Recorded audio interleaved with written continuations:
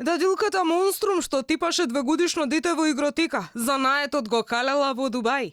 Таа била и шефица, па координирала неколку дадилки што се грижеле за околу 20 на деца на шеик од Дубај.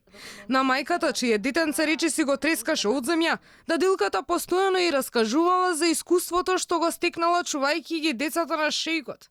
Мајката се охрабри да говори пред камера, па вели дека дадилката ги малтетирала сите 3 деца. Ама претходно немала докази за тоа, само слепо и верувала, па ја сметала и за пријателка. Се обелодени ситуацијата и гледам дека она уствари цело време ги удирала, ги скубела, ги клоцала и било што. На се посумљав, само не посумљав дека она ги малтретира моите деца. Јас неколку пати, знаев да се сокријам во домот и да видам што се случува, меѓутоа никогаш не видов со своји очи, а според мене, додека не видиш со своји очи, нели не можеш некого да наклеветиш.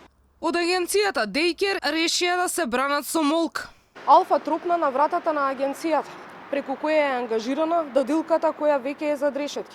На почетокот ни кажаа дека просториите не се наоѓаат токму таму. Меѓутоа, одвнатре искочи мајката на малтетираното детенце. Потоа стигна и инспекторите од Министерството за труд и социјална политика.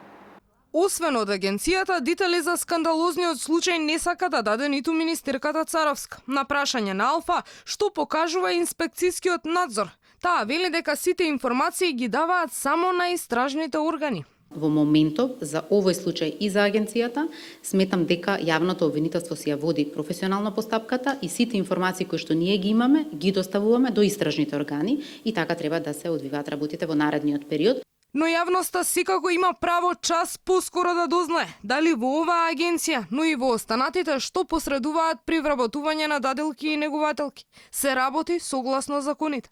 За сега останува неодговорено прашањето како по овој случај родители што сакаат да ангажираат дадилка можат сериозно да ги сваќаат гаранциите што ги даваат агенциите.